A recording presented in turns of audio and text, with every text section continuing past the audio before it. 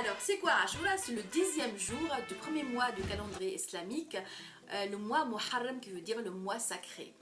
Ashura, ça vient du mois Ashara qui veut dire 10 en arabe. C'est un jour où il est conseillé de jeûner car sa récompense est énorme. Ainsi, le prophète Muhammad sallallahu alayhi wa sallam dit Allah remet les péchés d'une année passée de quiconque jeûne le jour de Ashura. Ça.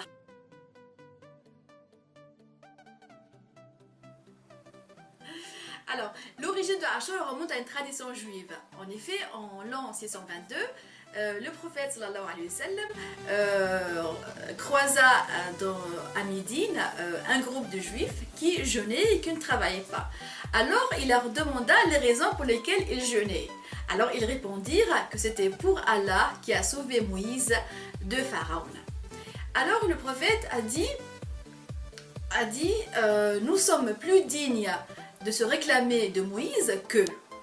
Alors ça veut dire que la religion islamique, l'islam, se met en continuité avec la religion juive. Donc elle s'inspire de quelques traditions et elle reprend en fait cette tradition pour se mettre en continuité et pour montrer que cette religion n'est pas dans la rupture, elle est dans le prolongement. Alors donc un prolongement, ça veut dire que cette religion, elle est dans le prolongement, dans la continuité et dans la complémentarité. Donc cette religion, elle reprend la même croyance, puisque c'est le même Dieu qui envoie le message par le moyen de plusieurs messagers, plusieurs prophètes. Donc on ne peut pas être dans la rupture parce qu'on a le même Dieu qui envoie le même message. Alors donc c'est pour dire que cette fête Ashura, c'est une fête commune aux juifs et aux musulmans. Et pour dire aussi que c'est une manière aussi pour le prophète d'encourager les musulmans de vivre ensemble avec les juifs. Vous savez, le vivre ensemble, c'est pas une notion contemporaine inventée aujourd'hui, c'est une valeur qui remonte même à l'islam. Donc c'est une valeur islamique, ça veut dire encourager les gens à vivre ensemble, à partager les mêmes traditions. Et bien sûr, lorsque les musulmans jeûnent Ashura avec les juifs, ça fait comme un effet très important, ça crée de la cohésion sociale au sein de Médine. Et juste pour vous dire aussi que l'islam, contrairement à ceux qui soutiennent la thèse du choc des civilisations, l'islam, il est dans la continuité, il est dans le prolongement, il est dans la complémentarité, bien sûr, il est dans l'innovation aussi parce qu'on rajoute d'autres rituels, d'autres pratiques religieuses qui sont là pour améliorer cette relation entre Dieu et l'être humain. Et donc voilà, donc c'est vraiment une tradition commune aux musulmans et aux juifs. Alors il faut savoir aussi que le jour de Ashura célèbre la victoire de Moïse sur Pharaon.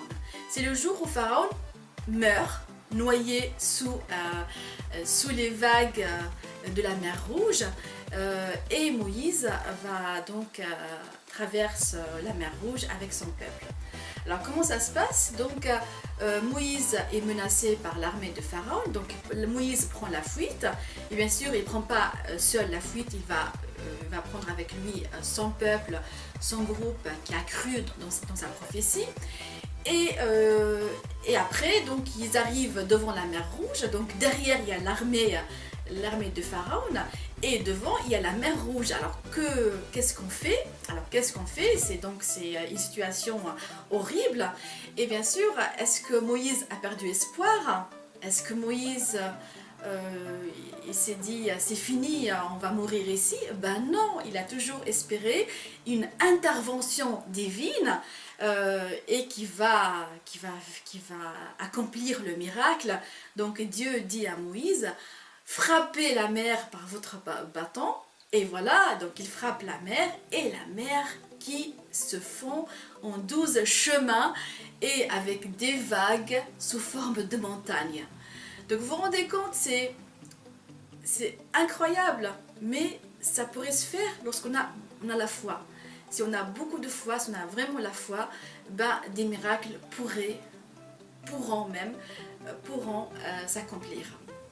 À ce moment-là, donc, Moïse est parti avec son peuple, il a traversé la mer Rouge, et bien sûr, Pharaon arrive, et au moment où il entre dans la mer puisqu'il y a 12 voies, ben, au moment où il entre dans la mer avec son armée, et Dieu attend jusqu'au dernier soldat qui entre dans la mer se referme sur elle-même, et Pharaon et toute son armée meurent noyés. Donc voilà, donc c'est une histoire qui est magnifique, hein. L'histoire c'est la victoire de la justice contre la tyrannie, contre l'oppression. Vous savez, Pharaon se considérait comme un dieu. Il disait Ana Rabbukum al-A'la. Ça veut dire moi je suis votre Dieu supérieur. Donc il n'y a que moi qui existe sur cette terre. Donc en fait c'est un homme très arrogant, il se considérait comme un dieu, et du coup vous voyez, Dieu, Allah lui a dit maintenant vous avez votre châtiment parce que